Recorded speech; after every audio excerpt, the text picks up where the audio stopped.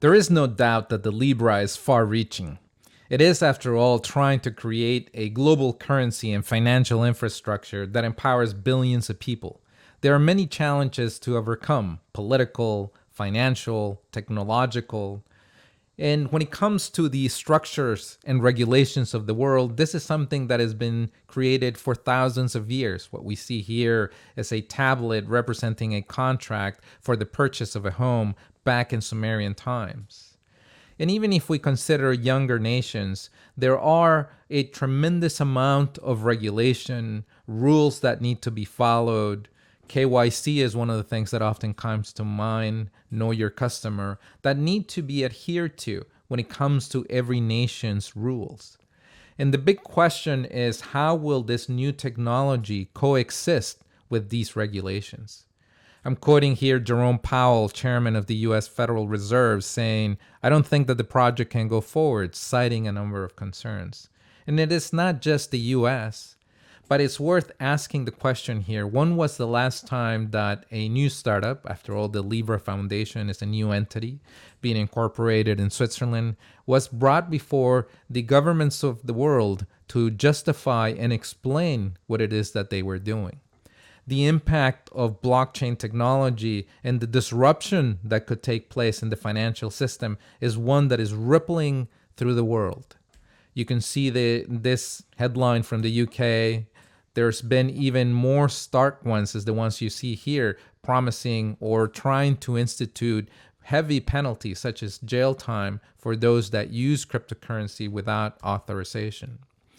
And we see this last one that perhaps is one of the most telling. The text goes, "Digital currencies such as Facebook's plan Libra raise serious concerns and must be regulated as tightly as possible to ensure they do not upset the world's financial system. There is an established order. There is a status quo.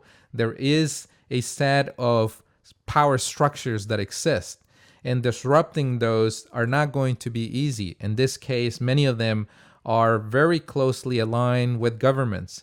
And there is some serious concerns. What happens to the national security? The economy of nations is one of the most important components. How do we protect investors? Within the ICO revolution that had a lot of questionable players, there were a lot of people that suffered losses. And then there's also the question of liquidity. Even if there's great concern to try to create a stable reserve, what happens if there's something equivalent to a bank run? And so these are tough questions that hit really at the core of nations and nations' economies. And it's not surprising that nations are reacting in the way that they are. After all, if you look closely at the function of banks, one of the backbones of most nations' economies, there's a great deal of what they do that can be done by a blockchain infrastructure. And so there are some serious challenges. Now, I'd like to close with the following. We often hear the voice of the technologists, we hear the voice of government, but we don't see very much collaboration. For the most part, politicians are not prepared. They're not trained in the technology. Technologists are not prepared to deal with governments and regulations. Oftentimes, they idealize the solution.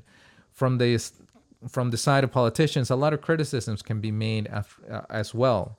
And so I think there's an opportunity here for technologists and governments to come together and create potential reference implementations and to have a partnership as opposed to adversarial positions. And this is something that is not part of what's currently taking place, but could be a possible way to bridge these two sides.